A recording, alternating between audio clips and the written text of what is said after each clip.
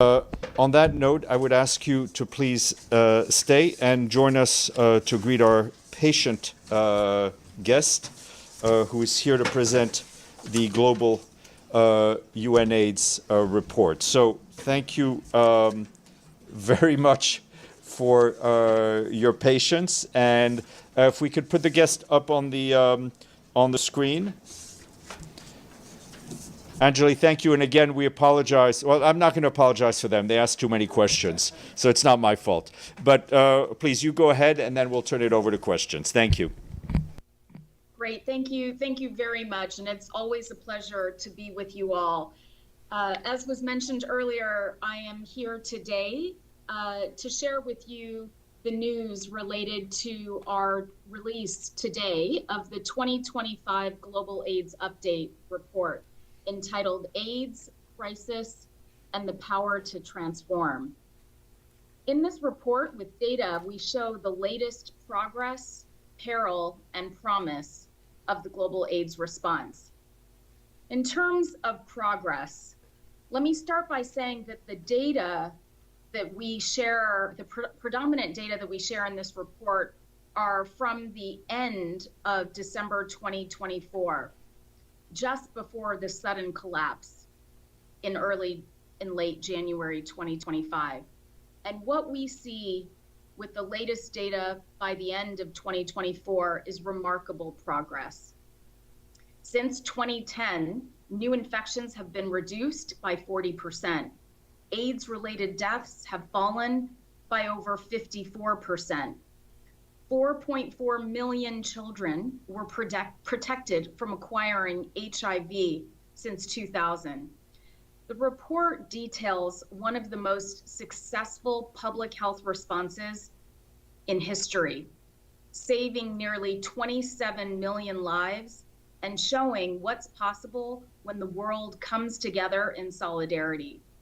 Right now, we show that 31.6 million people living with HIV, or 77% of all people living with HIV globally, are on life-saving treatment. This is extraordinary progress.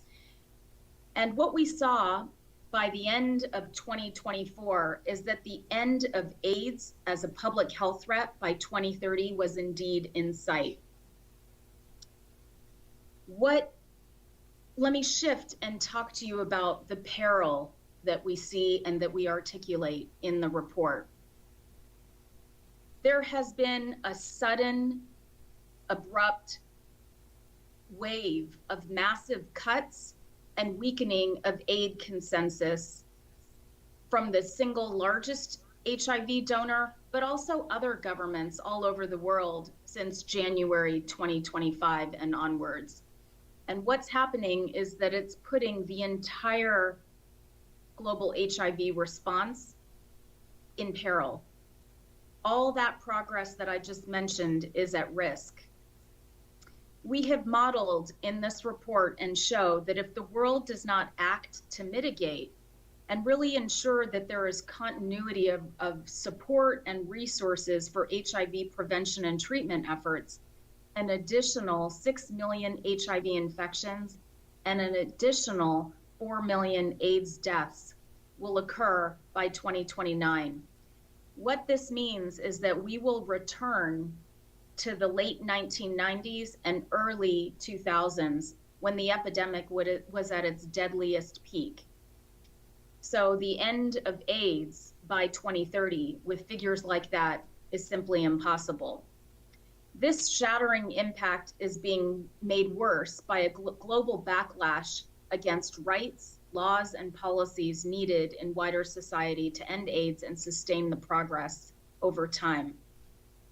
For the first time since UNAIDS began reporting, the number of countries criminalizing key populations had increased. Bans on same-sex relations are now in 64 countries and sex work in 168 countries.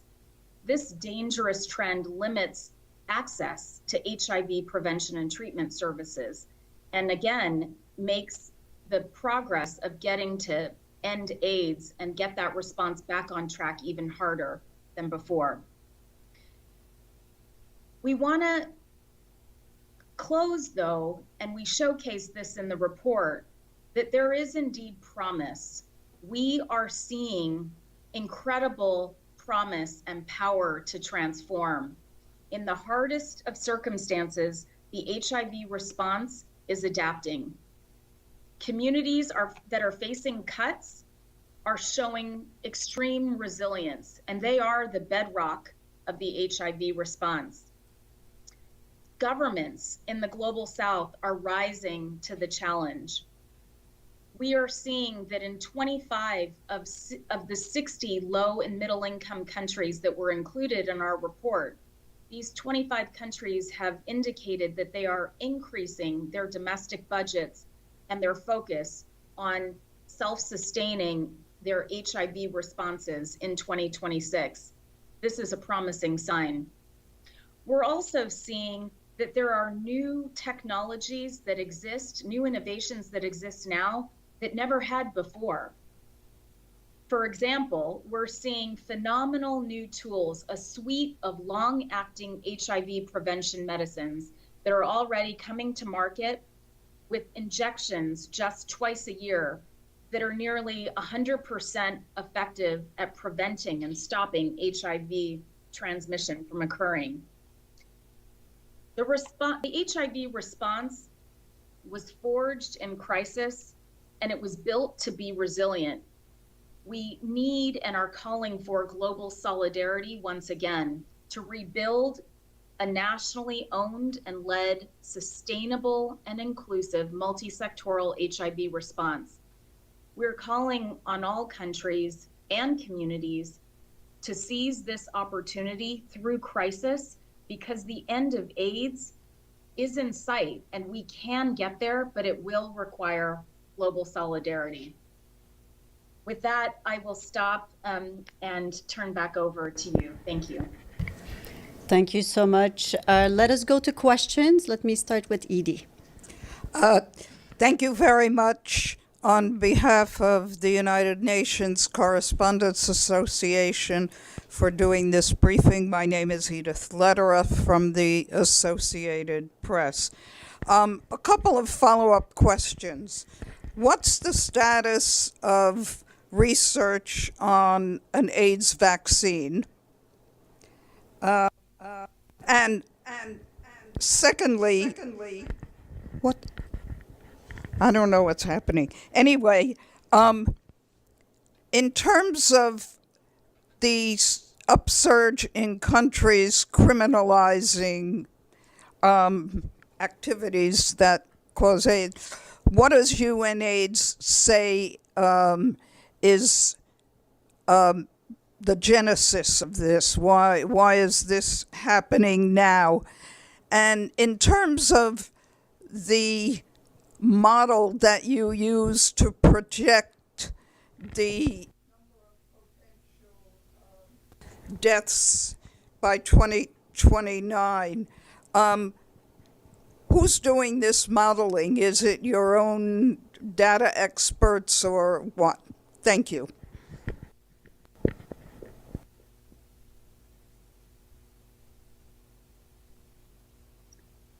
Thank you. Shall I take these questions or take additional questions if there are some in the room?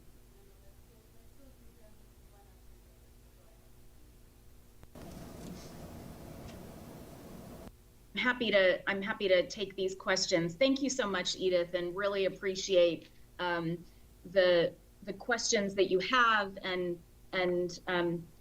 let me give you the responses.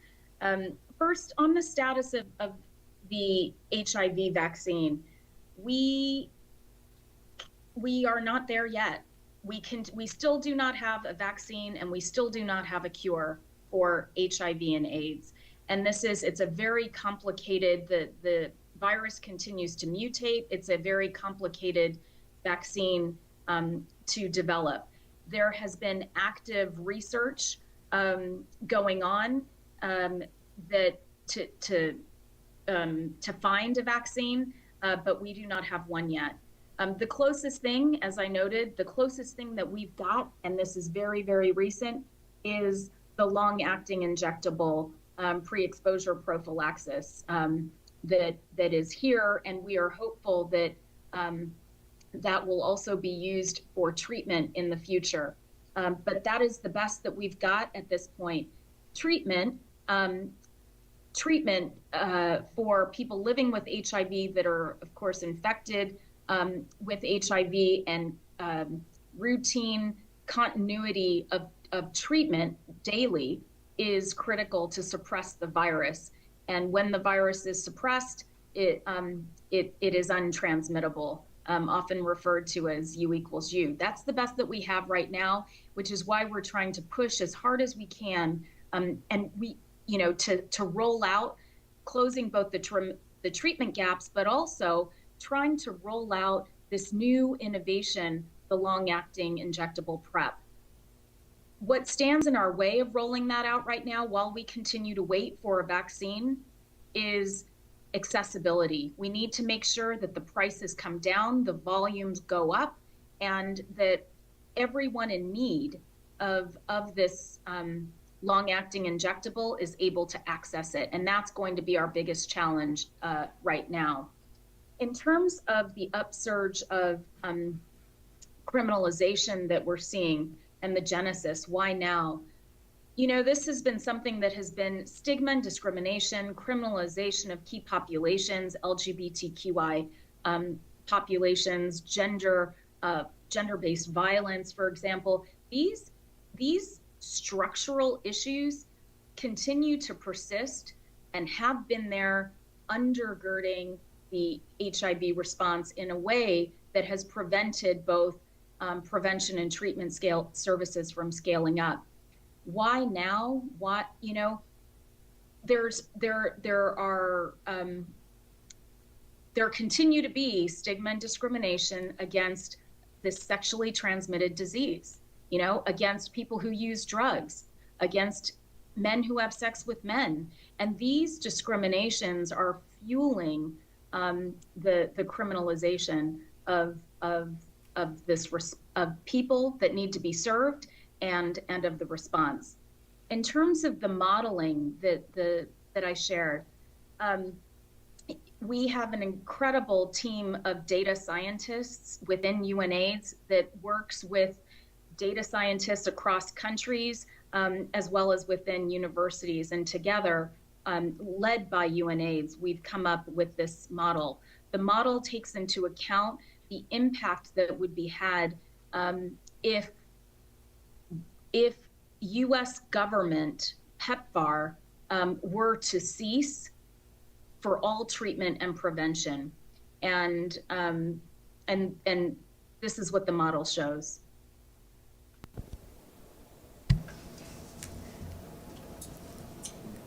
Oh, I think we lost your audio. Sorry, can you hear me? Now we can hear you.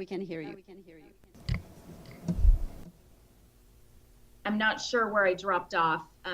Were you able to hear my response on the modeling? Yes, we heard most of it. I think we lost you the past, let's say, 5 seconds. The last thing we heard you say was that that was the modeling if the U.S. government, if PEPFAR were to cease. To cease its support for prevention and treatment services. And as I noted earlier, one of the biggest challenges that we've been seeing since January of 2025 is that prevention services all over the globe have really slowed down or come to a screeching halt. We now see 1.3 million new HIV infections yearly. But these are also prevention services that, I mentioned the country governments stepping up resources for their own HIV responses. Oftentimes prevention is the last thing that is prioritized, but we will never be able to turn off the tap of the new infections without focusing on prevention as well. Thank you. So let me do Evelyn, Linda, and then you. And then I'll go online. Thank you. Evelyn Leopold, Dag Hammarskjöld, Fund for Journalists. What's the reason given why PEPFAR was abolished, or is it abolished totally?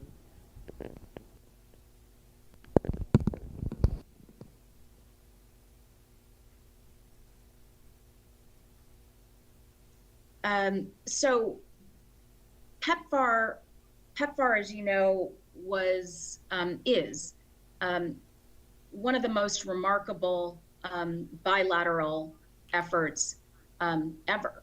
The U.S. government, through its funding through PEPFAR and the Global Fund, contributed 73% of donor international funding into the global HIV response, launched by President George W. Bush in 2003, and has continued on even during the first Trump administration, but across both Democratic and Republican administrations and across Congresses, has been one of the most successful public health endeavors ever. The current Trump administration was taking a look at all of its foreign assistance and reviewing its foreign assistance to ensure that their foreign assistance aligns with the America First agenda of the Trump administration. PEPFAR has not been abolished because the Secretary of State, Secretary Rubio, even during the review of the foreign assistance funding and efforts, issued a waiver, as you may know, a waiver to continue life-saving treatment, comprehensive treatment services. So PEPFAR continues to be supported. The extent to which it will continue in the future, we don't know. Where and geography-wise and the scope, we're not sure. We are cautiously hopeful that PEPFAR will continue to support both prevention and treatment services, and that's what we will wait to see what happens. But the other key piece here is focusing on transition and sustainability. And this is something that the US government and through PEPFAR has been focusing on before the Trump administration, working with UNAIDS and with country governments to really make sure that these remarkable HIV responses are sustained by countries into the future. This is something that we are calling to governments, including the US government, to make sure that that baton pass happens methodically, happens thoughtfully, and in a way where that planned transition can happen so that the gains are not eroded or abolished into the future. Let me go to Linda. Thank you. Linda Fasulo, NPR at the UN. My question is about statistics. I mean, clearly you've said that the U.S. provided 73%, which is quite astounding. So today, who are the other top three donors? So we're saying that this is primarily a Western program supported by Europe or EU and by the U.S. Are there any other non-Western countries that contribute in any kind of substantial way? I know you mentioned that there are 25 countries now that are increasing their local support. Can you expand on that a little? Thank you. Sure, thanks. And that's a really critical question because, you're right in that when the world needed somebody to step up in the HIV response at the height of the pandemic in the late 90s, early 2000s, the U.S. did. The U.S. led with strong support and quickly. And that was really critical at the time of the emergency. Now, what we're seeing is that, more and more of even European countries are stepping out of the global HIV and global health response and into other areas. One of the things that we think is really important, both for sustainability of the response, is to fulfill the promise that the world made, the promise of ending AIDS as a public health threat by 2030. That's all countries, right? European countries, donor countries, but all countries from the global south and the global north. It's in terms of the 25 countries that we're seeing starting to increase their own domestic resources toward HIV and AIDS. I want to reiterate the fact that what's really incredible is countries like, we just launched our report in South Africa. Countries like South Africa, they fund over 75% of their own HIV response with domestic resources. Other countries are similar, Thailand, Namibia, not at that level, but still, countries are from the global south as well, funding their own responses. The extent to which they are it's never going to be at that level of funding that the US and other donors had brought in. But as we think about the future of the response, there are a few things that we need to focus on, both domestic resource mobilization from countries themselves, broadening the net for making sure that there's more global solidarity across other, diversifying investment, right, from other donor countries, but also the private sector, also foundations. And then finally, we also need to make sure that we are working with countries to create models that are much more self-sustaining over time, that are more cost-effective, that are simplified, that countries can afford and can sustain into the long run. So that's where we're at right now.